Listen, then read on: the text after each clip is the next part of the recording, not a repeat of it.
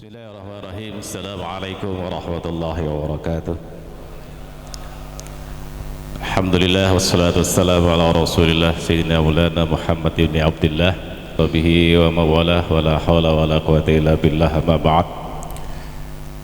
Sahibul karam wal muhtaram, para alim, para ulama, para asatid, para kiai, wabil khusus ustadzuna wa murabbi ruhina, yaitu Al-Ustadz Esa Tanjung LC. Alhamdulillah beliau sudah hadir di tengah-tengah kita. Mudah-mudahan Allah jaga beliau, Allah berikan kesehatan, kekuatan, panjang umur sehingga bisa memberikan nasihat kepada kita sekalian. Yang saya hormati kepada Bapak Kepala Desa, Ibu Kadus dan jajarannya dan perangkatnya. Yang saya hormati kepada seluruh pengurus DKM, yaitu se-Bojonggulur. Yang saya muliakan juga kepada Ketua BKM, yaitu Bapak Ustadz Taib. Alhamdulillah beliau tetangga saya dan kebetulan bertempat di komplek ini bersama saya. Jamaah hadirin rahimakumullah, jamaah sholat subuh keliling se-Bojonggulur yang dirahmati Allah Subhanahu wa taala. Alhamdulillahirabbil alamin, bersyukur kita kepada Allah pada kesempatan yang bahagia ini, pagi yang begitu indah ini, kita masih diberikan kenikmatan oleh Allah Subhanahu wa taala, diberikan kesehatan, kekuatan, panjang umur sehingga kita bisa bermujalasah, berkumpul bersama, yaitu di Masjid Sakinah Warahmah di Villa Mahkota Pesona Bojonggulur Gunung Putri Bogor. Mudah-mudahan kehadiran kita bersama ini betul-betul mendapatkan ridho dari Allah Subhanahu wa taala, sehingga kita selalu dirindungi oleh Allah, sehingga kita selalu dijaga oleh Allah, sehingga kita diberikan keistiqomahan dalam menjalankan yaitu perintah Allah Subhanahu wa taala. Hadirin rahimakumullah, pada kesempatan yang bahagia ini saya tidak berpanjang lebar kalam. Tentunya kami sebagai mewakili teman-teman pengurus ya, sangat berterima kasih, ahlan wa sahlan bihudurikum, selamat datang, selamat bermujalasah di masjid kami. Mudah-mudahan kehadiran Bapak sekalian memberikan manfaat dan keberkahan kepada kita semua, amin Allahumma amin, sehingga dicatat amal baik oleh Allah Subhanahu wa taala. Yang berikutnya tentunya kami sangat-sangat minta maaf apabila kehadiran Bapak Ibu sekalian di masjid ini kurang nyaman atau kurang sesuai dengan pangkat dan jabatan Bapak sekalian. Saya tahu ya hadir di sini adalah orang-orang yang super, orang-orang yang mulia semuanya insyaallah. Maka kami mohon maaf apabila nanti penjamuan dan sebagainya kurang berkenan. Itu adalah merupakan satu kemampuan kami yang maksimal ya, yang bisa kami hadirkan dan kami hidangkan kepada Bapak sekalian. Maka oleh karena itu kami mohon maaf yang sebesar-besarnya.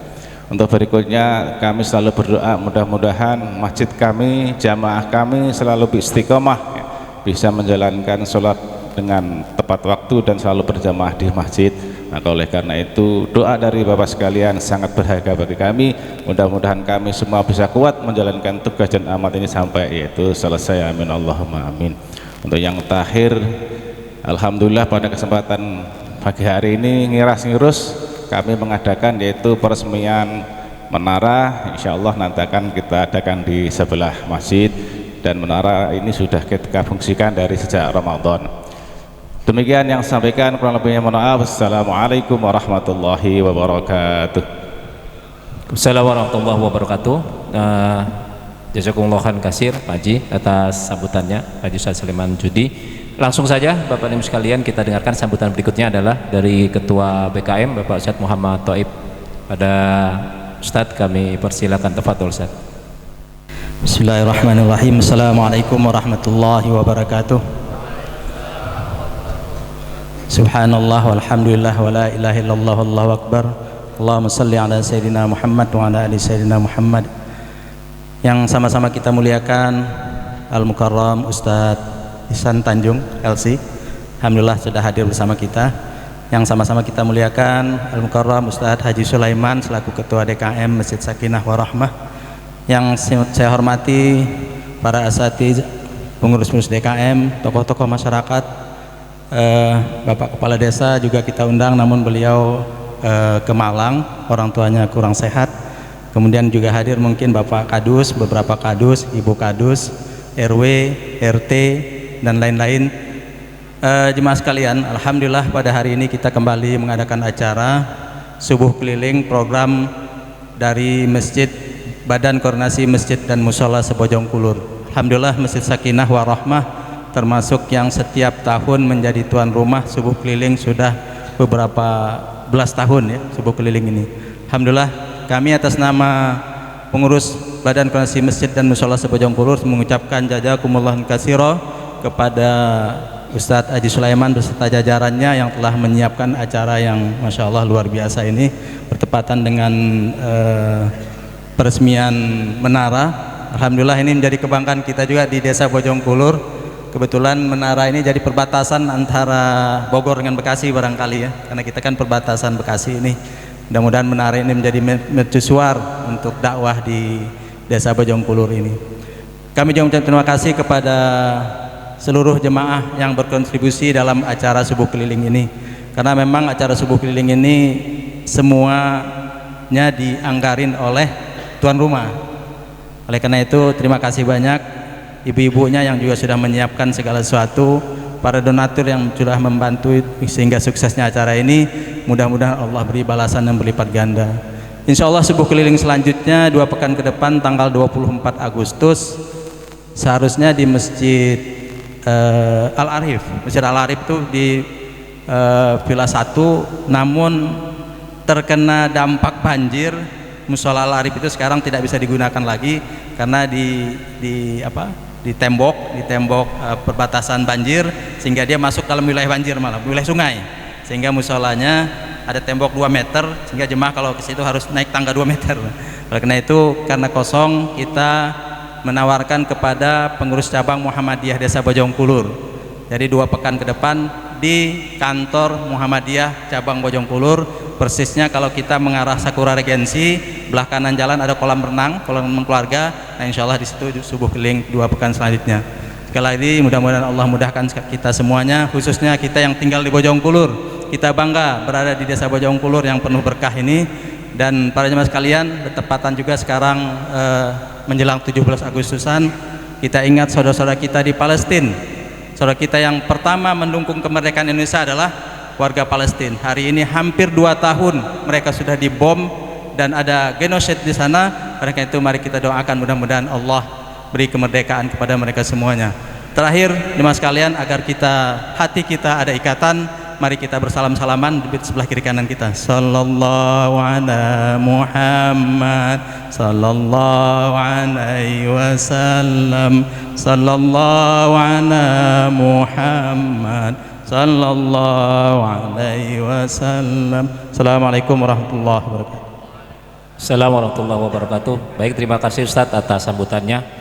Baik Bapak dan Ibu hadirin rahimakumullah, kita langsung masuk kepada acara yang kita tunggu-tunggu. Kita nanti adalah kajian bersama guru kita Ustadz Ihsan Tanjung LC Hafidhullah.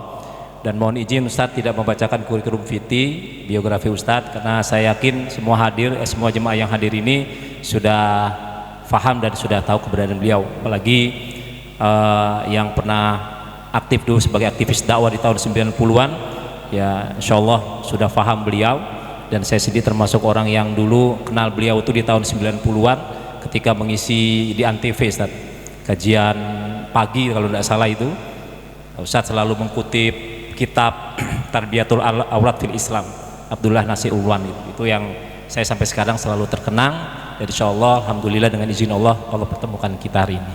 Baik Bapak Ibu hadirin rahimakumullah, kita masuk kepada acara kita pada hari ini. Untuk itu kami persilakan kepada Ustadz Ihsan Tanjung Hafizahullah. Kepada Ustadz kami persilakan, tafadhol Ustadz. Bismillahirrahmanirrahim. Assalamualaikum warahmatullahi wabarakatuh. Alhamdulillahirabbil alamin. Wassalatu wassalamu ala asyrafil anbiya'i wal mursalin Sayyidina Muhammadin wa ala alihi wa ashabihi ajma'in. Faqala Allah Ta'ala fi kitabihil karim, ya ayyuhalladzina amanu taqullaha haqqa tuqatih wa la tamutunna illa wa antum muslimun. Subhanaka la ilma lana illa ma 'allamtana innaka antal alimul hakim. Allahumma anfa'ni bima 'allamtani wa 'allimni ma yanfa'uni wa zidna ilman walhamdulillahi ala kulli hal. Alhamdulillah. Jamaah sekalian rahimakumullah, alhamdulillah pagi hari ini Allah pertemukan kita di Masjid Sakinah Warahmah ya. Sakinah termasuk perkara penting dalam hidup kita, karena tanpa sakinah hidup kita menjadi tegang ya, hidup kita menjadi stres ya. Karena sakinah itu artinya ketentraman ya. Tanpa sakinah kita nggak akan hidup dengan baik ya. Dan alhamdulillah sakinah itu dijanjikan Allah ketika seseorang itu sudah menikah ya, litaskunu ilaiha wa ja'ala bainakum mawaddatan wa rahmah ya. Jadi mohon maaf bagi para jomblo, segeralah menikah ya.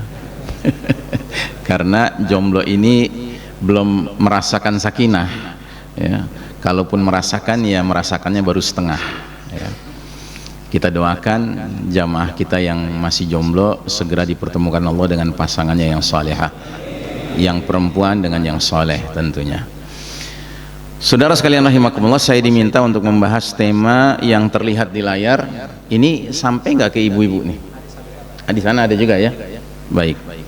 Urgensi ma'rifatuz zaman, mengungkap kejayaan peradaban Islam.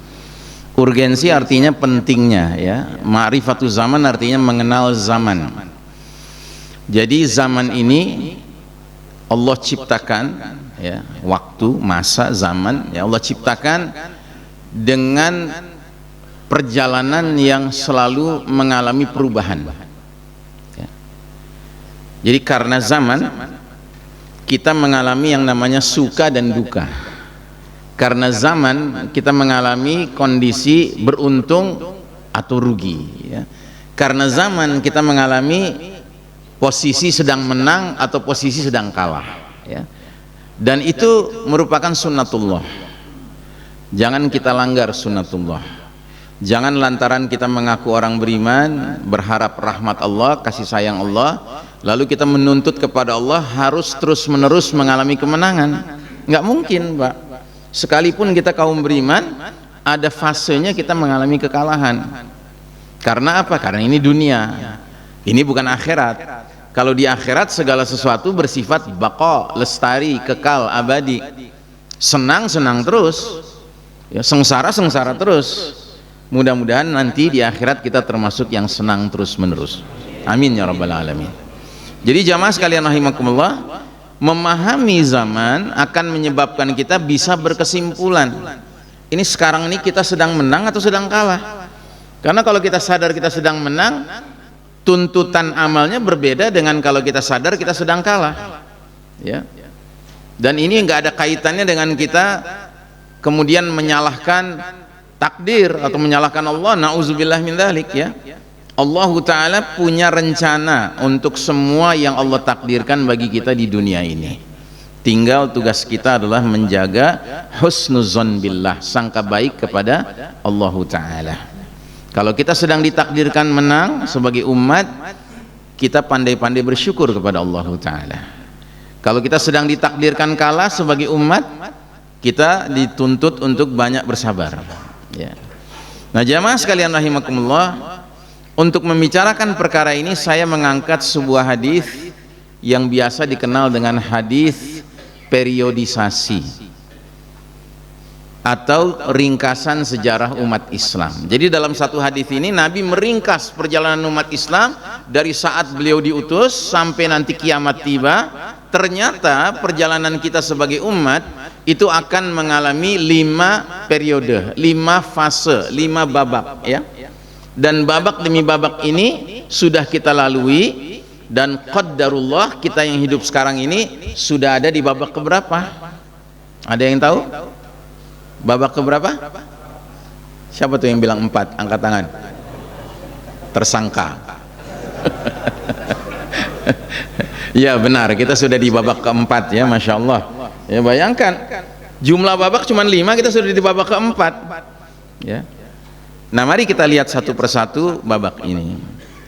Kata Nabi sallallahu alaihi wasallam, takunun nubuwatu fikum masyaallah an takuna thumma yarfa'uha idza syaa'a ay yarfa'aha. Kalian umat Islam akan mengalami masa kenabian, fase kenabian selama masa yang Allah kehendaki, kemudian ketika Allah sudah berkehendak, fase itu pun berlalu ya.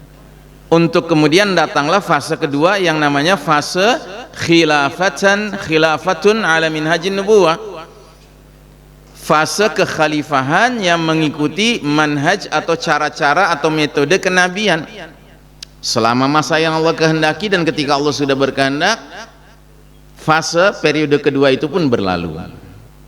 Thumma takunu mulkan adhan, kemudian datanglah fase ketiga, namanya fase kerajaan-kerajaan yang menggigit selama masa yang Allah kehendaki, dan ketika Allah sudah berkehendak, fase ketiga itu juga akan berlalu. Lalu datanglah fase keempat, namanya fase mulkan jabariyatan, fase para penguasa yang memaksakan kehendak mereka selama masa yang Allah kehendaki, dan ketika Allah sudah berkehendak, fase keempat itu pun berlalu, dan datanglah fase terakhir, fase kelima, yang namanya sama dengan fase kedua, yaitu fase khilafatun ala minhajin nubuwah, kekhalifahannya mengikuti metode cara-cara kenabian dalam kepemimpinannya. Thumma sakata, kemudian Nabi diam. Para ahli hadis mengatakan thumma sakata, kemudian Nabi diam, pertanda sampai disitulah umur umat Islam, dan tidak lama lagi setelah itu dunia berakhir, selesai ya, tutup buku ya. Nah, seluruh perjalanan ini disebut sebagai fase umat akhir zaman ya. Kita ini umat Muhammad sallallahu alaihi wasallam, sedangkan Nabi kita digelari Allah dengan gelar khataman nabiyyin, penutup rangkaian para nabi. Makanya beliau sering dijuluki umat akhir, nabi akhir zaman, dan kita sebagai umatnya dijuluki umat akhir zaman, yang artinya apa? Sesudah kita nggak ada lagi umat manusia, Pak. We are the last of mankind. Kita ini ujung terakhir perjalanan umat manusia, Pak. Dan bayangkan, dari perjalanan terakhir umat manusia yang cuman terdiri dari 5 babak, 5 periode, 5 fase, kita sekarang sudah di periode keempat. Makanya ibaratnya kita ini umat akhir zaman yang di akhir gitu loh ya, yang karenanya nggak pantas kita kemudian bersantai-santai, orang dunia udah mau berakhir ya, masih ngeyel juga gitu ya. Nah, jadi jamaah sekalian rahimakumullah, kita akan singgung sedikit satu persatu fase ini. Fase pertama disebut dengan fase kenabian ya. Inilah fase di mana para sahabat generasi awal umat Islam langsung dipimpin oleh Nabi Muhammad sallallahu alaihi wasallam. Disebut fase kenabian karena yang memimpin langsung nabi kita. Yang sudah barang tentu ini adalah fase yang terbaik dalam perjalanan sejarah umat Islam, karena langsung yang memimpin adalah uswatun hasanah kita, suri tauladan kita, Nabi Muhammad sallallahu alaihi wasallam, imamul muttaqin, pemimpin orang bertakwa, qaidul mujahidin, panglima para mujahid yang sejati. Masya Allah ya. Dan fase ini tidak berlangsung lama, cuman berlangsung 23 tahun. Nabi jadi nabi pada usia 40, wafat usia 63, berarti cuman 23 tahun. Dan 23 tahun itu dibagi ke dalam 2 fase, subfase. Ada fase perjuangan di Mekah 13 tahun dan fase perjuangan di Madinah 10 tahun. Kalau kita boleh simpulkan, fase di Mekah 13 tahun itu kondisi kaum muslimin lemah. Karena yang memimpin Mekah siapa? Kaum musyrikin yang tidak suka dengan ajaran tauhid ya. Makanya para sahabat di fase Mekah itu dipersekusi, dikriminalisasi, dimarginalisasi, disiksa ya kan, disakiti, diusir dari rumah, bahkan dibunuh ya. Dan karenanya Allah Ta'ala pada ujung perjalanan di Mekah itu mengeluarkan perintah hijrah ke Madinah. Nah, sebaliknya di Madinah, dari hari ke hari, bulan ke bulan, tahun ke tahun, Nabi dan para sahabat makin kuat posisinya. Makanya bisa kita simpulkan fase di Mekah adalah fase umat Islam sedang kalah, sedangkan fase di Madinah fase umat Islam sedang berjaya. Begitu. Dan kenapa Allah takdirkan ketika fase kenabian ini ada 2 fase, kalah dan menang? Karena Allah ingin menjadikan Nabi kita itu teladan, contoh teladan, uswatun hasanah, supaya umat Islam berikutnya kalau hidup di era sedang berjaya banyak belajar dari Madinah, tapi kalau sedang kalah banyak belajar dari Mekah. Nah, kira-kira kita sekarang harus lebih banyak belajar dari Mekah atau dari Madinah? Dari mana? Dari Jeddah. Dari Mekah, ya. Karena kondisi kita umat Islam di mana-mana sekarang sedang dalam posisi underdog, ya, kita dalam posisi kalah. Makanya kita harus banyak belajar dari Mekah. Bagaimana Nabi dulu berdakwah di Mekah padahal menghadapi tekanan yang begitu berat. Sama kita sekarang juga begitu. Kita mau berdakwah tapi di mana-mana kita dituduh teroris, kita dituduh ekstremis, ya, tukang jual telur, tukang jual es krim, ya kan? Nah, jadi kita banyak belajar dari Mekah. Nah, saudara sekalian rahimakumullah, setelah periode kenabian datang periode kekhalifahan yang sesuai metode kenabian. Nah, periode kedua ini seringkali diartikan sebagai periode kepemimpinan Khulafa ar-Rasyidin, khalifah-khalifah yang terbimbing oleh Allah Subhanahu wa taala. Mereka ini terdiri dari 5 sahabat mulia: Abu Bakar Siddiq, Umar bin Khattab, Utsman bin Affan, Ali bin Abi Thalib, dan Hasan bin Ali bin Abi Thalib. Ya, walaupun dalam kitab-kitab sejarah yang sering disebut cuma 4 pertama. Kenapa? Karena Hasan memimpin sebagai Khalifah Rashidah sebentar sekali, nggak sampai setahun, cuma 6 bulan 7 bulan begitu. Nah, jadi kepemimpinan Khulafa ar-Rasyidin ini disebut sebagai khalifah-khalifah yang terbimbing karena mereka memimpin masih mengikuti minhajin nubuwah, cara-cara Nabi memimpin, ya. Dan bahkan sampai Nabi pernah bersabda, alaikum bisunnati wa sunnatil khulafa ar-rasyidin al-mahdiyyin min ba'di addu alaihim bin nawajidh, ya. Ikutilah sunnah-sunnahku, kata Nabi, dan sunnah para khalifah-khalifah yang terbimbing yang mendapat petunjuk dari Allah. Gigitlah sunnah-sunnah kami ini dengan geraham kalian, gigi geraham kalian, begitu, ya. Jadi kalau kita bicara yang ideal, itu fase kenabian dan fase Khulafa ar-Rasyidin, itu yang ideal, ya. Karena itu fase di mana semua pola-pola kepemimpinan itu masih mengikuti cara Nabi,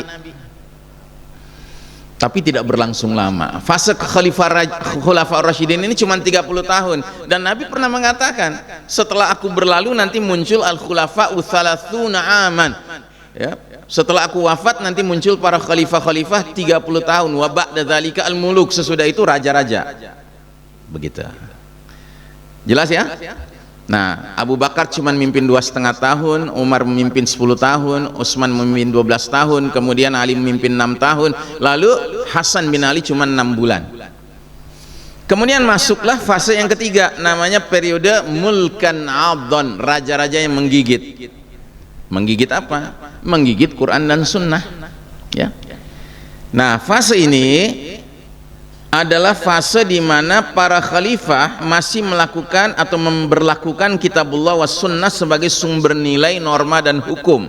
Namun pola suksesi pergantian dari seorang khalifah ke khalifah berikutnya meniru pola kerajaan. Kalau pola kerajaan berarti waris mewarisi, ya. Makanya dalam periode yang ketiga ini periode panjang sekali, Pak. Dia berlangsung 1302 tahun, Masya Allah, 13 abad. Silih berganti kerajaan Islam jatuh bangun. Tetapi dalam catatan sejarah yang masyhur, yang terkenal 3. Kerajaan Bani Umayyah, kerajaan Bani Abbasiyah, dan Kesultanan Utsmani Turki, ya. Ini semua disebut dengan era mulkan adhan, raja-raja yang menggigit. Nah, karena disebut era raja-raja menggigit, maka tergantung kekuatan gigitannya. Kalau gigitan pada Quran dan Sunnahnya kencang, ya kan, tampillah khalifah yang adil, yang penuh kasih sayang kepada rakyatnya. Tapi kalau gigitannya lemah, ya, apalagi rada-rada mangap gitu, ya, maka tampillah khalifah-khalifah yang zalim. Itu nggak boleh kita pungkiri, itu realitas sejarah, ya. Jadi sekalipun menggigit Quran dan Sunnah, tapi karena gigitannya nggak kencang gitu, ya wajar muncul khalifah yang zalim. Contohnya ada khalifah dulu yang dia punya cara berpikir rada liberal gitu. Kalau zaman sekarang disebutnya liberal atau Mu'tazilah. Nah, jadi khalifah ini dia pingin ulama itu mengeluarkan fatwa bahwasanya Al-Quran adalah makhluk. Nah, dalam hal ini hidup di zaman beliau seorang ulama besar namanya Imam Ahmad bin Hambal. Maka Imam Ahmad diperintahkan sama dia keluarkan fatwa bahwasanya Al-Quran adalah makhluk, ya. Istilahnya nih fatwa pesanan gitu ya. Pernah dengar nggak istilah fatwa pesanan? Ya, kalau belum pernah dengar ya ini pertama kali dengar. Fatwa pesanan itu artinya penguasa nyuruh ulama ngeluarin fatwa untuk mendukung maunya penguasa, begitu ya. Kalau di zaman sekarang rame nggak fatwa pesanan? Ih, tega berani bilang rame, ya kan? Rame banget, keles. Oke, anyway, Imam Ahmad bin Hambal itu ulama yang benar-benar istiqomah. Ketika dia disuruh mengeluarkan fatwa itu dia menolak. Dia bilang Al-Quran kalamullah. Al-Quran adalah firman-firman Allah. Dia nggak mau mengatakan Al-Quran itu makhluk. Diancam penjara, nggak peduli dia, masuk penjara. Ya, sudah di penjara disiksa pula. Ya, disuruh menyatakan kalau mau keluar mau bebas dari penjara, ya kan? Ucapkan bahwasanya Al-Quran adalah makhluk. Nggak mau dia. Ya, dia lebih baik disiksa daripada mengeluarkan kalimat batil. Dan saking dicintainya Imam Ahmad ini sampai akhirnya taklim tetap berlangsung tapi di balik jeruji. Jadi di luar penjara itu banyak murid-muridnya ngumpul ikutin pengajian dia. Ya. Sampai-sampai murid-muridnya bilang, "Ya Syekh, ini udah banyak sekali murid kamu yang hadir di sini ya Syekh. Apa nggak sebaiknya udahlah, ini kan kita nggak normal ngaji kayak gini. Nggak sebaiknya engkau bilang aja lah Al-Quran itu makhluk. Ya, supaya kita bisa ngaji normal. Engkau keluar dari penjara normal kita ngaji." Apa kata Imam Ahmad? "Sebelum saya jawab pertanyaan kamu, coba jawab pertanyaan saya. Apa yang sedang dikerjakan orang di luar sana, murid-murid saya? Mereka semua sudah pegang buku, ya kan, buku catatan dan kolam pena, siap mencatat semua yang engkau sampaikan. Nah, justru karena mereka sudah megang itu, aku tidak akan pernah mau mengucapkan kalimat batil. Karena begitu aku ucapkan, semua mencatat. Ya, yang berarti fatwa Imam Ahmad bin Hambal Quran adalah makhluk, ya. Nauzubillah, ya. Masya Allah, ya. Nah, jadi ada khalifah-khalifah yang zalim di masa itu, tapi nggak semuanya. Ada juga khalifah yang adil kayak Umar bin Abdul Aziz, cicitnya Umar bin Khattab, ya. Masya Allah, 2,5 tahun memimpin pemerintahan yang tadinya bobrok, yang tadinya sudah banyak kemiskinan, tiba-tiba jadi sejahtera masyarakatnya dalam tempo 2,5 tahun. Sampai-sampai ketika beliau memimpin, zakat itu di Baitul Mal numpuk sedemikian rupa, sudah dibagikan kepada 8 asnaf, lengkap semuanya secara adil dibagikan, masih bersisa. Sampai akhirnya para ulama bermusyawarah bagaimana kalau sisa zakat ini kita bagikan kepada kaum kafir zimmi, kafir yang tunduk pada pemerintahan Islam, yang hidup di tengah masyarakat muslim karena mereka miskin, begitu. Masya Allah, ya sampai begitu Pak, ya. Nah, jadi ini fase ketiga. Fase keempat adalah fase mulkan jabriyatan, fase para penguasa yang memaksakan kehendak mereka. Nah, di fase keempat ini, ya, ini adalah era gelap kepemimpinan kaum kufar dan umat Islam terpuruk, ya. Nah, fase ini adalah fase yang sedang kita jalani sekarang. Jadi Bapak dan Ibu, welcome to reality. Selamat datang kepada kenyataan pahit bahwa kita sedang berada di babak yang paling kelam dalam sejarah umat Islam. Belum pernah ada babak lebih kelam dari babak yang kita alami sekarang. Inilah babak di mana umat Islam babak belur, yaitu realita, ya. Nah, dan ini babak ini sudah berlangsung selama 100 tahun Hijriah, bahkan lebih. Karena ini saya tulis beberapa tahun yang lalu. Jadi sejak tahun 1342 Hijriah berakhir fase raja-raja menggigit tadi dengan ditandai bubarnya kekhalifahan Kesultanan Utsmani Turki. Ya, tahun 1342 Hijriah. Kita sekarang tahun berapa? 1447. Berarti sudah 105 tahun yang lalu. Ya. Kita meninggalkan fase ketiga dan masuk fase keempat. Sejak memasuki fase keempat ini, Allah Ta'ala mencabut hak kepemimpinan umat Islam atas umat manusia, dan Allah uji kita dengan Allah serahkan kepemimpinan umat manusia kepada bangsa lain. Siapa? Bangsa Barat, Eropa dan Amerika. Yang tidak lain adalah the Judeo-Christian Society, masyarakat Yahudi dan Nasrani. Makanya kalau kita sekarang merasakan betapa kacaunya kehidupan kita karena dunia sedang dipimpin oleh mereka yang tidak mengacu kepada petunjuk Allah dan petunjuk Rasulullah SAW, tapi mengikuti petunjuk ya al-Yahud wan Nasara. Sedangkan al-Yahud dijuluki di dalam surat Al-Fatihah dengan julukan apa? Al-Maghdubi alaihim, kaum yang dimurkai Allah. Sedangkan kaum Nasrani dijuluki apa dalam surat Al-Fatihah? Ad-Dallun atau Ad-Dallin, yang artinya kaum yang tersesat. Bayangkan dunia dipimpin sama kaum yang dimurkai Allah satu dan kaum yang tersesat. Nah, cilakanya nggak sedikit di antara umat Islam ngekor sama mereka hari ini, ya. Merasa bangga kalau bisa ke barat-baratan, ke Yahudi-Yahudian, ke Nasrani-Nasranian. Terutama itu akan banyak sering kita saksikan, contohnya di tanggal 31 Desember malam hari. Ya. Tiba-tiba niup trompet udah kayak orang Yahudi, tiba-tiba nyanyi-nyanyi udah kayak orang Nasrani, bahkan bakar petasan udah kayak orang Majusi, ya kan? Nah, jadi jamaah sekalian rahimakumullah, ini periode yang paling kelam dalam sejarah umat Islam. Tapi alhamdulillah, sekalipun periode ini kelam, Nabi memberikan kabar gembira kepada kita bahwa suatu ketika periode ini, ketika Allah sudah berkehendak, akan berlalu, ya. Jadi kekelaman ini bukan kekelaman yang abadi, ini kekelaman yang sementara, sebagaimana dunia ini juga akan berlangsung sementara. Untuk kemudian datanglah periode kelima yang namanya periode kekhalifahan sesuai metode kenabian, ya. Nah, periode kelima ini adalah periode di mana yang memimpin umat ini gelarnya Al-Mahdi. Gelar ya, bukan nama ya. Gelarnya Al-Mahdi. Al-Mahdi itu artinya apa? Laki-laki yang mendapat petunjuk dari Allah Subhanahu wa taala, dan laki-laki yang ditunjuk Allah untuk berperan sebagai Amirul Mukminin fi akhir zaman, pemimpinnya kaum beriman di akhir zaman, ya. Kapan beliau munculnya, Ustadz? Ya, ada jadwalnya. Karenanya kalau kita baca kitab ensiklopedia akhir zaman karya ulama dari Gaza yang bernama Muhammad Al-Mubayyad hafidhahullah, beliau menyebutkan ada 6 syarat untuk munculnya Al-Mahdi. Dan dalam realita kita sekarang ada 3 syarat yang sudah muncul, tinggal 3 syarat lagi, ya. Dan syarat yang keempat kelihatannya sudah mulai muncul karena kita dengar berita bahwa di balik Sungai Yufrat yang mengering ini ditemukan bongkahan-bongkahan emas, ya. Ya, karena itu termasuk apa namanya syarat juga menjelang kemunculan Al-Mahdi, gitu. Jadi kita harus standby nih, siap-siap, ya. Sebab ada hadis yang mana Nabi bersabda, fa idza ra'aitumuhu fabay'uhu walau habwan ala thalji fa innahu khalifatullah Al-Mahdi.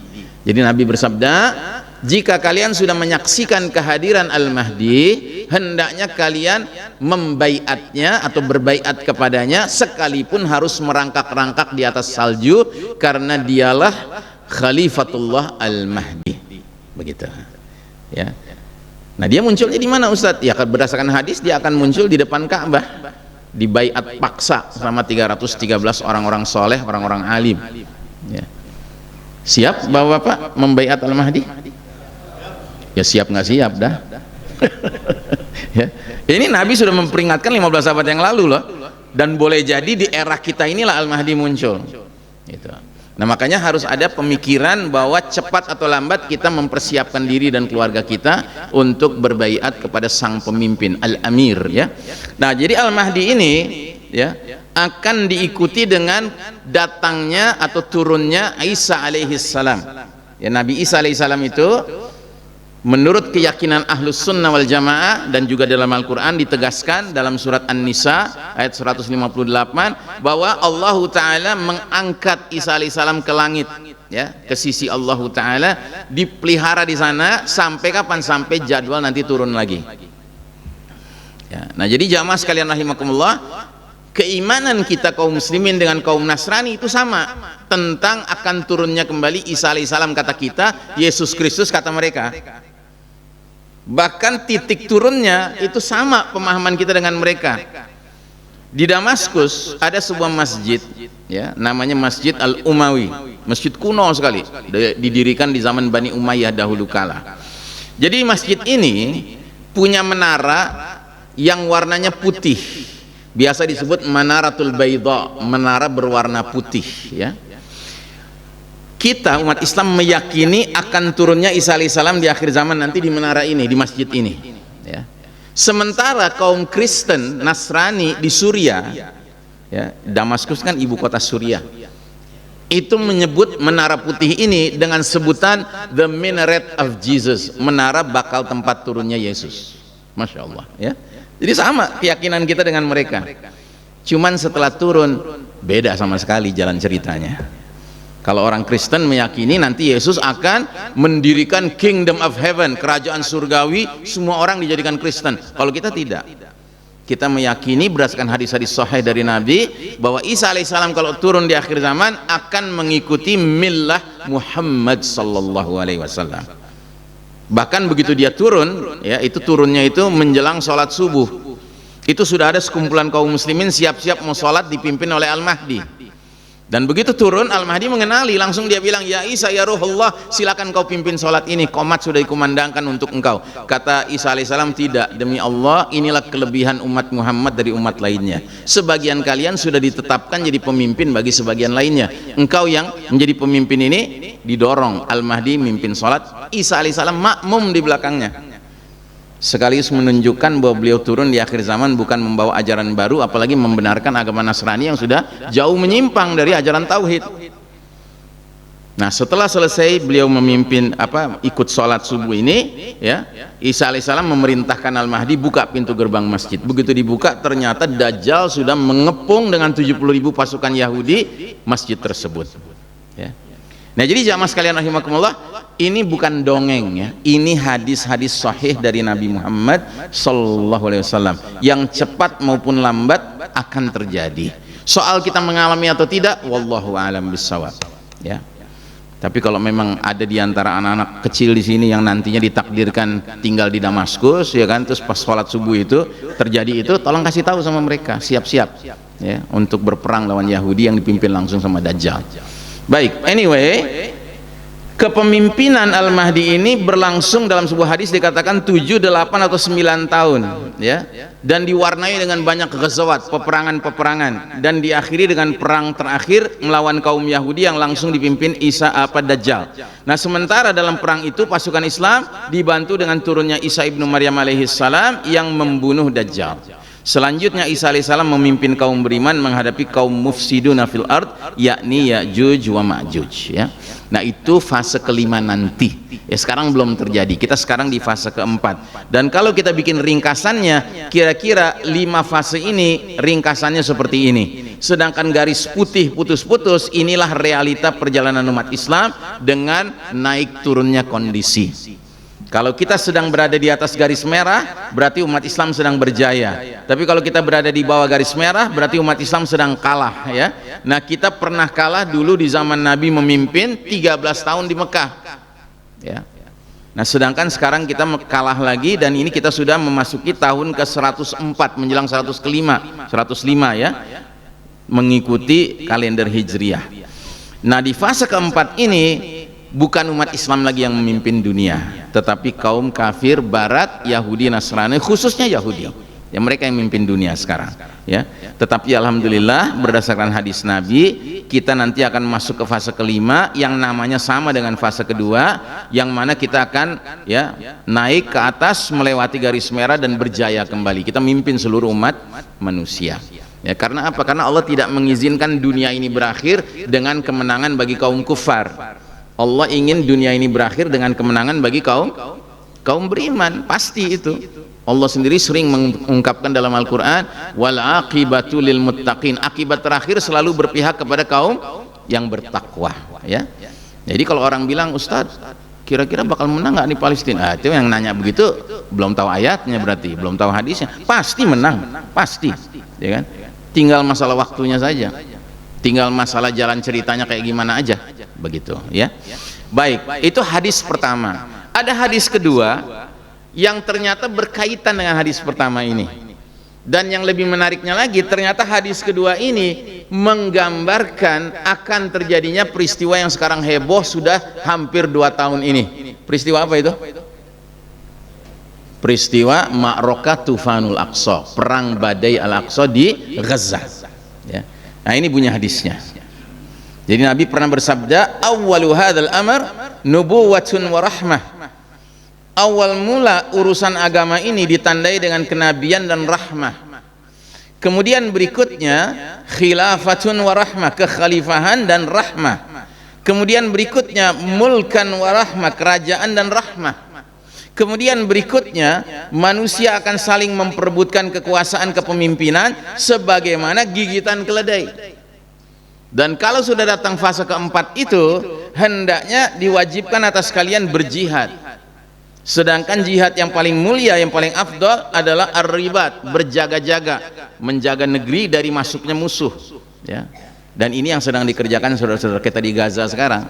Mereka ribat, ya. Makanya tadi kan imam sholat ketika mendoakan juga mendoakan Allah mansur ikhwananal mujahidin wal murabitun, ya, fi Palestin. Ya Allah, tolonglah saudara-saudara kami para mujahidin yang sedang jihad dan para murabitun yang sedang ribat, ya. Masya Allah. Nah, jadi kata Nabi, di masa babak keempat itu kewajiban kalian jihad. Jihad yang paling afdal ribat, dan ribat yang paling afdal di Asqalan, ya. Pertanyaan, Asqalan ini mana? Asqalan itu nama kota di sebelah utara wilayah jalur Gaza. Ini jalur Gaza nih, ya. Nah, ini Asqalan tuh di sini, 13,5 km di luar Gaza. Loh Ustadz, terus kenapa Ustadz mengatakan ini kaitannya dengan perang Gaza? Asqalan kan di luar Gaza. Ya sekarang, tapi di zaman dulu Imam Syafi'i rahimahullah itu lahir di Gaza. Kalau ditanya orang, kamu orang mana? Jawaban dia, saya orang Asqalan. Kenapa? Karena Asqalan itu ibu kota yang mencakup wilayah Gaza seluruhnya. Ibaratnya kayak kita sekarang, Pak. Ada yang dari Tasik nggak di sini? Ada yang dari Tasik? Banyak, enggak, satu aja ya. Mana dari Tasik, mana? Hah? Ayah ente? Ayah dari Tasik. Oh Masya Allah, kumaha damang jidan ya. Jadi orang dari Tasik itu kalau ditanya orang mana kamu? Orang Bandung. Itu biasa. Kenapa? Karena Bandung itu ibu kota provinsi yang mencakup Tasik. Nah zaman dulu juga gitu, kalau orang lahir dari Gaza ditanya dari mana kamu? Dari Asqalan. Itu biasa. Nah jadi Nabi sedang berbicara tentang perang yang terjadi sekarang. 15 abad yang lalu Nabi sudah jelaskan, ya. Dan ternyata yang melakukan ribat ini adalah saudara-saudara kita di Gaza. Masya Allah. Dan ini perintahnya berdasarkan surat Ali Imran ayat terakhir, ayat 200. Allah berfirman, ya ayyuhalladzina amanusbiru wasabiru warabitu wattaqullaha la'allakum tuflihun. Hai orang-orang beriman, bersabarlah kalian. 2, lipat gandakan, kuatkan kesabaran kalian. 3, ribatlah kalian, berjaga-jagalah kalian, ya. 4, bertakwalah kalian pada Allah, niscaya agar Allah mendatangkan kemenangan bagi kalian. Dan ini sedang dikerjakan sama saudara-saudara kita di Gaza. Saudara kita di Gaza kan bukan sekedar sabar, Pak. Mereka sudah lipat gandakan kesabaran mereka. Apa nggak sabar namanya, Pak? Masjid hancur, dibom sama Israel. Tapi sholat berjamaah nggak bubar. Tetap jalan sholat berjamaah. Di mana? Ya di mana aja. Di samping masjidnya, walaupun masjidnya sudah hancur. Kalau kita, masjid kita hancur, kali kita sholat masing-masing di rumah sendiri-sendiri. Itu pun kalau masih sholat, ya kan? Nah mereka Masya Allah, ya. Anak-anak Gaza itu 8 tahun, 9 tahun, kalau ditanya apa pendapat kamu seandainya perbatasan dengan Mesir dibuka, mau kamu mengungsi ke Mesir? Oh nggak mau. Loh kenapa? Ini tanah kami, tanah ayah ibu kami, kakek nenek kami, dan di sini ada Masjidil Aqsa, Baitul Maqdis. Lebih baik kami mati syahid di sini daripada kami pergi ke negara orang tapi terhina. Masya Allah. Ribat, Pak, mereka menjaga negeri mereka dari diambil, dicaplok sama musuh. Makanya alangkah anehnya apa yang sedang dihadapi saudara-saudara kita di Gaza, terus ada yang ngusulin, buat ya hijrah aja nape, gitu. Ya nggak bener, ya. Nggak hijrah aja diusir, ya kan? Ya seneng dong Zionis kalau kita hijrah, ya nggak? Ninggalin negeri yang ada apa namanya Masjidil Aqsa-nya, Baitul Maqdisnya. Nah, jadi jamaah sekalian rahimakumullah, ini 15 abad yang lalu Nabi sudah peringatkan, kalau sudah datang era di mana bukan kenabian, bukan kekhalifahan, bukan raja-raja yang menggigit, ya kan, tapi era di mana orang memperebutkan kekuasaan laksana gigitan keledai, tugas kita adalah jihad. Dan sebaik-baiknya jihad ribat, dan sebaik-baiknya ribat di mana? Di askolan. Kita nggak bisa berangkat ke sana sekarang. Makanya tolong jangan biarkan sehari pun berlalu tanpa mendoakan mereka, saudaraku. Ya. Ingat pesannya Abu Ubaidah baru-baru ini yang terakhir? Tahu Abu Ubaidah? Abu Ubaidah itu juru bicara mujahidin di Gaza. Dia mengatakan dalam video dia yang terakhir, mengerikan Pak, dia bilang, wahai kalian pemimpin Islam, wahai kalian ulama-ulama Islam, wahai kalian umat Islam di mana-mana, ya kan, kalian nanti akan berseberangan, bermusuhan dengan kami di hari berbangkit, dengan yatim-yatim kami, janda-janda kami, lansia kami, dan kami para mujahidin, ya, jika kalian diam saja.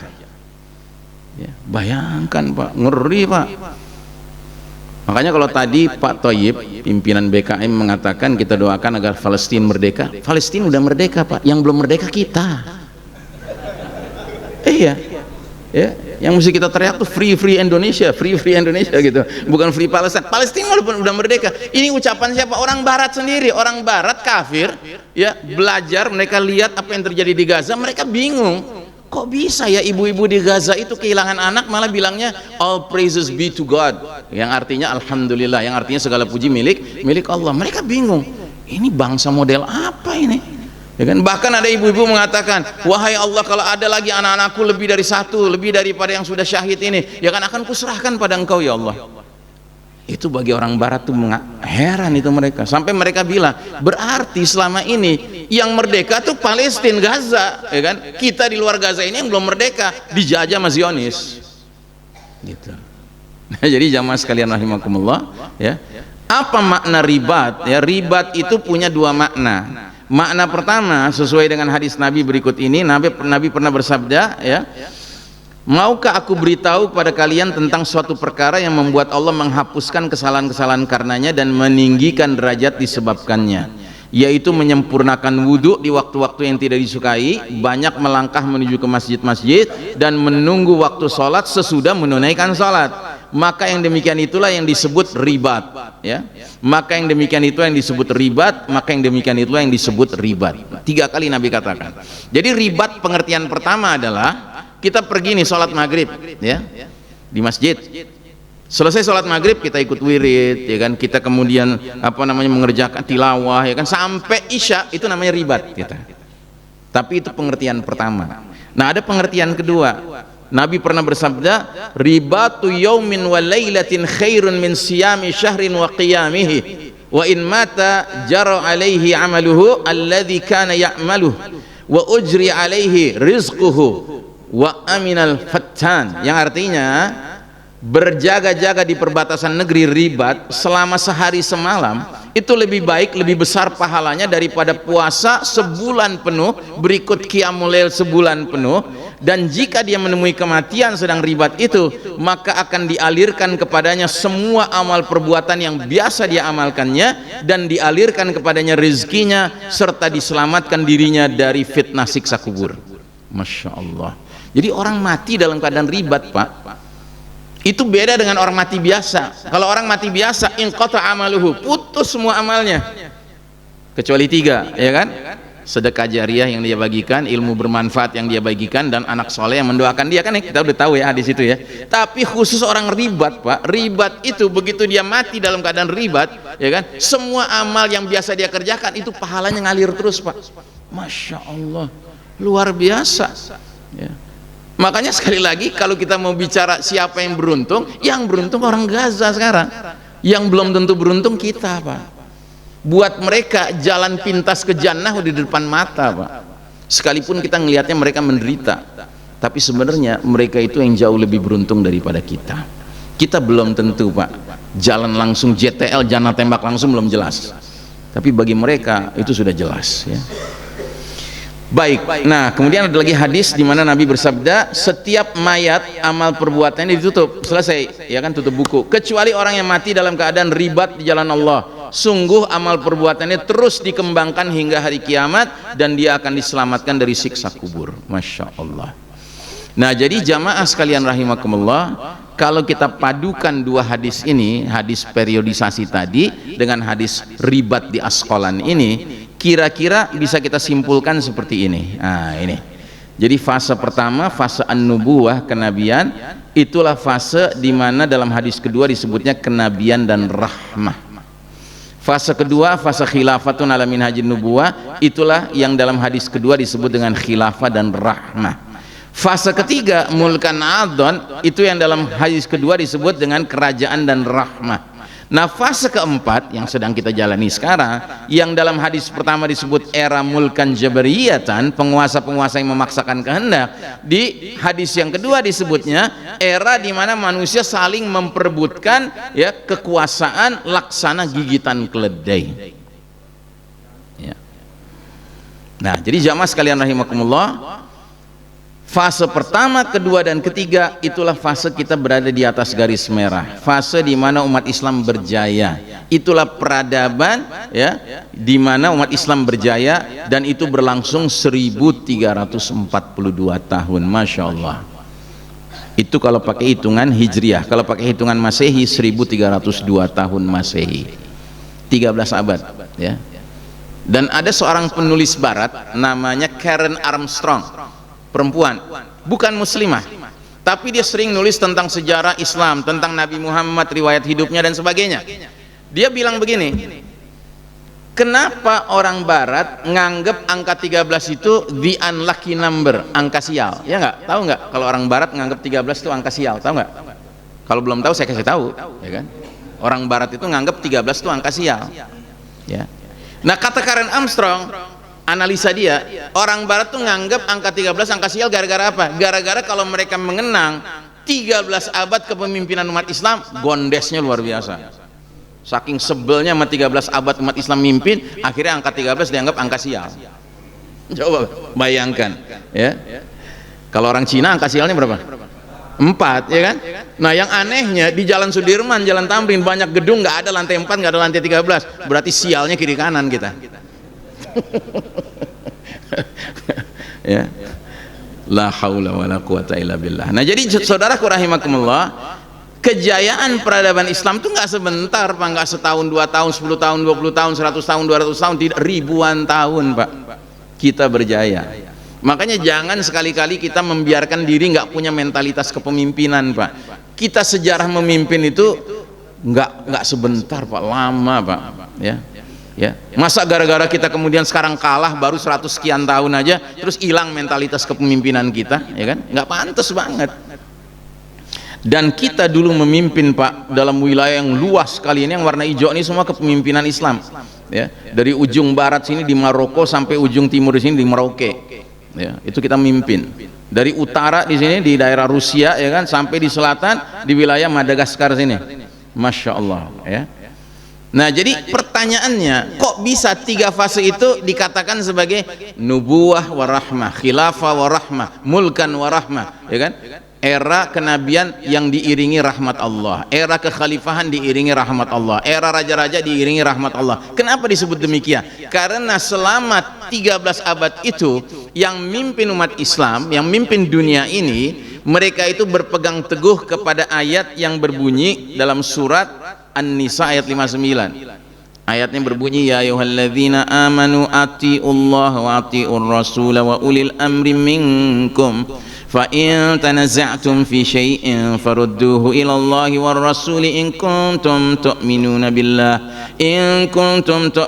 billahi wal yawmil akhir dzalika khairu wa ahsanu ta'wila. Artinya, hai orang-orang beriman, taatilah Allah 1 dan taatilah Rasul 2 dan para pemimpin di antara kalian 3. Kemudian jika kalian berbelainan pendapat tentang suatu perkara, kembalikan urusan itu kepada Allah Al-Qur'an dan kepada Rasul As-Sunnah. Jika kalian benar-benar beriman pada Allah dan hari akhir, itulah yang lebih utama bagi kalian dan lebih baik akibatnya.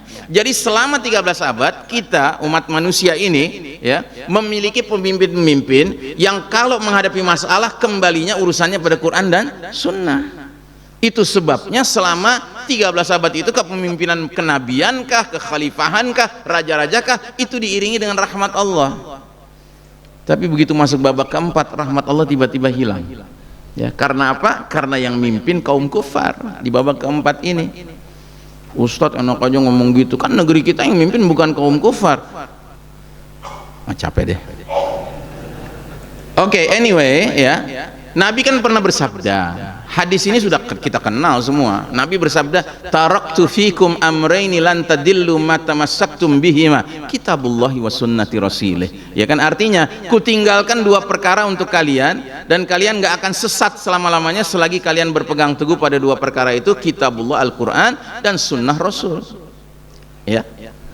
Nah, jadi kalau mau dikatakan beriman pada Allah dan hari akhir, ya, kita hanya boleh rela kalau punya pemimpin yang menyelesaikan semua perkara kembali pada Quran dan Sunnah.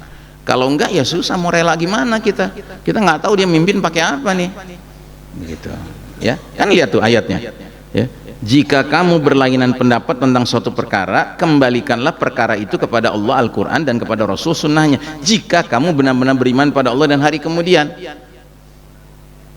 Ibnu Katsir, silakan Anda lihat nanti ya, tafsir Ibnu Katsir ketika membahas ayat ini mengatakan, berarti jika ada suatu kaum mengaku muslimin tapi rela punya pemimpin yang nggak nyelesain masalah kembali pada Quran dan Sunnah, berarti kaum itu tidak beriman pada Allah dan hari akhir.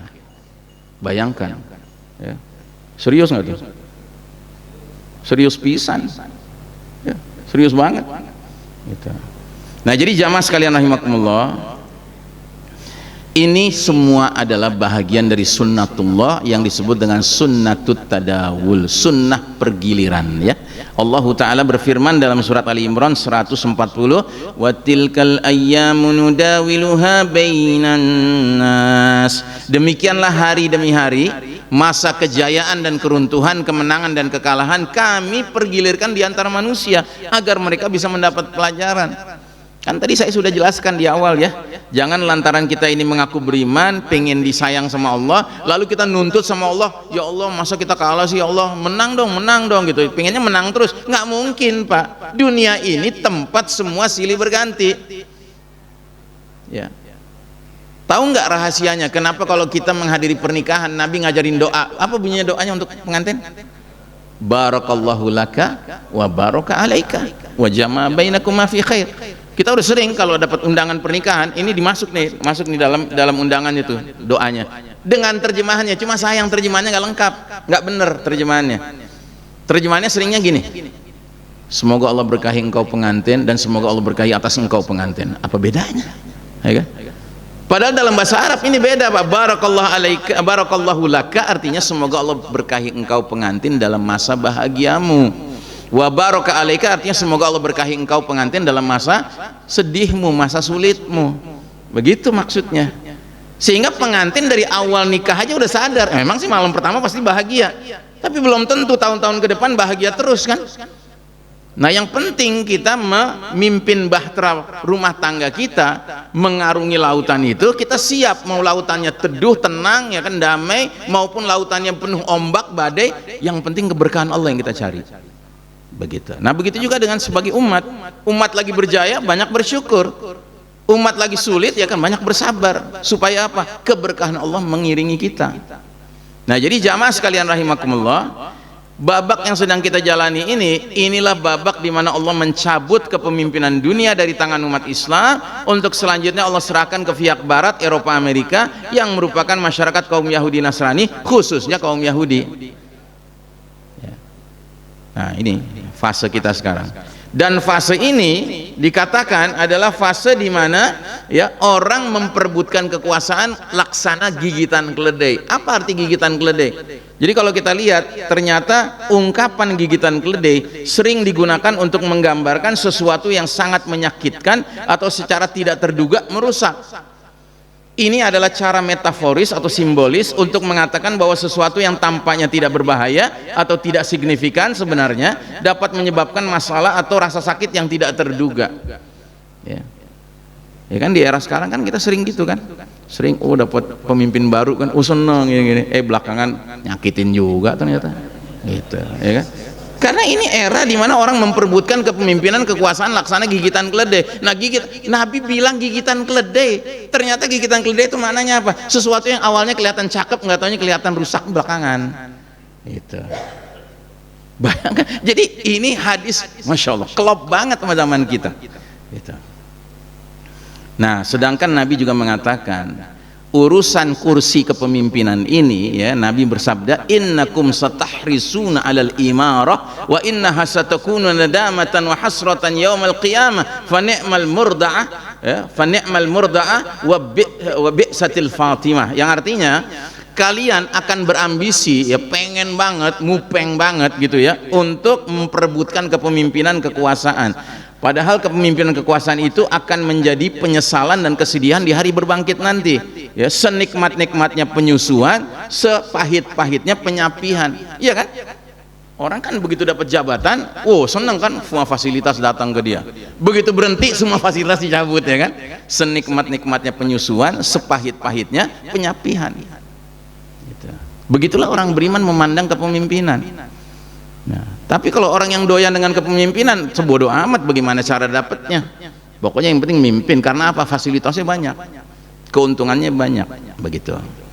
Nah, di fase keempat ini, fase mulkan jabriyatan ini, ya, itu rakyat kebanyakan mematuhi pemimpin yang sesat dan menyesatkan, yang padahal dalam surat Ibrahim ayat 21 digambarkan bagaimana nanti rakyat itu nyesel dan akhirnya maki-maki mantan pemimpinnya waktu di dunia, yang dia begitu patuhi, begitu dia setia mentaatinya, cuman nggak mimpin dengan Quran dan Sunnah.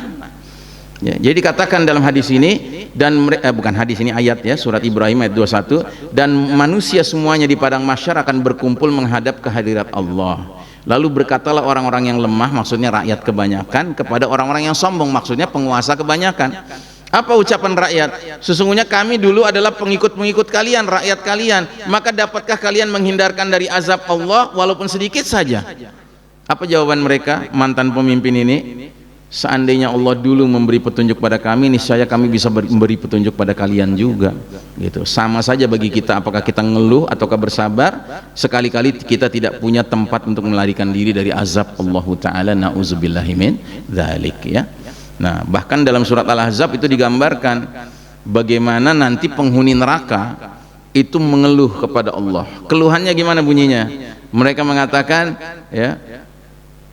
ya laitana ata'na Allah wa ata'na Rasulah. Ya Allah, ya Rabb kami, sungguh kami telah alangkah baiknya andai kata kami dulu di dunia taat pada Allah dan taat pada Rasul. Terus mereka lanjutkan, mereka bilang, ya Rabb kami, sungguh kami telah mentaati pemimpin-pemimpin dan pembesar-pembesar kami. Ternyata mereka menyesatkan kami dari jalan Engkau, jalan yang lurus ini. Karenanya akhirnya apa yang mereka minta? Ya Rabb kami, timpakan pada mereka, mantan pemimpin kami, mantan pembesar kami, azab 2 kali lipat dari yang kami terima, dan kutuk mereka dengan kutukan yang besar. Kira-kira doa mereka bermanfaat nggak waktu itu? Nggak ngepek, ya kan? Biarpun pemimpinnya diazab 2 kali lipat sama Allah, tetap aja mereka diazab juga. Makanya jangan pakai dalih, udahlah kita taat aja, kalau misalnya salah kan yang salah pemimpin, nanti pemimpin yang disiksa. Enggak, kita juga disiksa. Karena apa? Karena blow on gitu. Lah iya, ya, ini ajaran Islam. Ini Islam mengajarkan kita kalau mau taat pada siapapun, pastikan yang kita taati itu taat pada Allah dan Rasulnya. Kalau enggak, ya maaf, janji kita kan dengan Allah, janji kita bukan dengan manusia. Inna sholati wa nusuki wa mahyaya wa mamati lillahi rabbil alamin. Nah, jadi saudaraku rahimakumullah, sejak masa awal hijrah dari Mekah ke Madinah, sistem iman tauhid berdiri dengan kokoh, dipimpin langsung oleh Nabi Muhammad SAW di kota Madinah. Baru setelah 1342 tahun kemudian sistem itu runtuh. Nah, peradaban sistem kafir syirik baru mulai eksis kira-kira 104 tahun Hijriah yang lalu atau 101 Masehi tahun yang lalu, yaitu pada tahun 1342 Hijriah 1924 Masehi. Sejak saat itulah kaum kufar Yahudi Nasrani kembali dengan leluasa menebar berbagai tipu daya mereka, ya. Nah, jadi kita sekarang berada di sini nih, fase yang paling kelam, ya. Di fase ini yang mimpin adalah mulkan jabriyatan, sementara mereka mendapatkan posisi mereka lewat perebutan kekuasaan yang kelakuannya laksana gigitan keledai, ya. Dan dunia sekarang sedang menyaksikan bagaimana semenjak perang di Gaza, ya, tersingkaplah perbedaan antara pemimpin kebanyakan dan rakyat kebanyakan. Coba lihat di masyarakat barat, Pak, itu rakyat turun ke jalan pro Palestina, demo pro Palestina, Pak, itu meluber luar biasa. Sementara penguasanya Zionis banget, ya kan? Tapi jangan Anda kira di barat doang yang begitu, di Amerika, di Eropa tidak, di dunia Arab juga begitu. Bahkan maaf, di dunia Islam juga begitu. Gitu. Jadi Anda pikir kita nggak punya hubungan sama Israel, ya kan? Dari 2009 perdagangan jalan loh dengan Israel. Di Bali, ya kan, turis-turis Israel pakai paspor Israel diterima. La haula wala quwata illa billah. Nah, jadi saudaraku rahimakumullah, most people of the world stand with Palestine. Kebanyakan rakyat dunia berpihak ke Palestina, tapi most governments of the world stand with Israel. Kebanyakan pemerintahan dunia berpihak ke Israel. Itulah sebabnya nggak bisa dicegah, nggak bisa dihentikan genosida, ya kan? Kalau kita punya kuasa, kita kirim pasukan, kan? Tapi kita nggak punya kuasa. Sedangkan yang punya kuasa sedang dikuasai siapa? Zionis. Gitu. Makanya nggak kunjung kelar. Tapi nggak usah khawatir, Allah punya rencana di balik ini. Apa itu rencananya? Rencananya karena ini berlangsung lama, akhirnya orang barat kafir yang tadinya membela Israel akhirnya berbalik membela Palestina. Ya kan? Bukan hanya membela Palestina, berlompatan masuk Islam. Bayangkan, pemimpin organisasi Islam Eropa sampai bilang semenjak perang di Gaza 20.000 warga Eropa memeluk Islam. Masya Allah, ya. Nah, jadi jamaah sekalian rahimakumullah, perbandingan dua hadis ini, ya, hadis ribat dengan hadis periodisasi, yang 1, 2, 3 sama semuanya kiri kanan. Nah, begitu yang kanan menyebut era mulkan jabriyatan, yang kiri menyebut ini era di mana manusia memperebutkan kekuasaan kepemimpinan kayak gigitan keledai. Dan kalau kita sudah hidup di zaman ini, mau tidak mau kita harus mendukung jihad, khususnya ribat, dan khususnya lagi ribat di Asqalan di Gaza, ya. Karena ini akan menjadi sebab kita menjemput khilafah ala minhajin nubuwah babak kelima nanti. Jadi ribat di Asqalan insyaallah merupakan pintu gerbang menuju fase kelima, kejayaan peradaban Islam jilid kedua, ya. Mudah-mudahan Allah Ta'ala menjadikan kita bahagian dari yang ikut menjemput babak kelima, ya. Jangan sampai kita menjadi bagian yang sadar tidak sadar ngawetin babak keempat, gitu, ya. Demikian, mudah-mudahan Allah Ta'ala dengan ilmu yang sedikit yang saya share pagi hari ini memberikan keberkahan manfaat dunia akhirat buat kita bersama. Wa sallallahu ala nabiyyina Muhammadin wa ala alihi wa sahbihi ajmain walhamdulillahi rabbil alamin. Wassalamu alaikum warahmatullahi wabarakatuh. Assalamualaikum warahmatullahi wabarakatuh. Jazakumullah khairan katsir atas kajian yang telah diberikan dengan tema Ma'rifatul Zaman. Jadi Bapak dan Ibu hadirin sekalian, ada 3 poin setidaknya bisa saya simpulkan. Yang pertama adalah berupaya untuk memahami perubahan zaman. Kemudian yang kedua, berupaya untuk menjaga diri dari penyimpangan atau kesesatan-kesesatan terhadap dengan adanya perubahan zaman ini. Dan terakhir, mengamalkan nilai-nilai Islam di tengah zaman yang penuh dengan fitnah ini. Baik Bapak dan Ibu rahimakumullah, sesuai dengan agenda. Demikian dari kami selaku pengurus DKM dan panitia, sekali lagi mengucapkan terima kasih atas sebesar-besarnya. Jazakumullah khairan katsir kepada para jemaah dan khususnya kepada Ustadz Ihsan. Alhamdulillah Ustadz berkenan hadir di masjid kami. Mari sama-sama kita tutup dengan membaca hamdalah dan doa kafaratul majlis. Alhamdulillahirabbil alamin. Subhanakallahumma wa bihamdika asyhadu an la ilaha illa anta astaghfiruka wa atubu ilaik. Billahi taufiq wal hidayah. Assalamualaikum warahmatullahi wabarakatuh.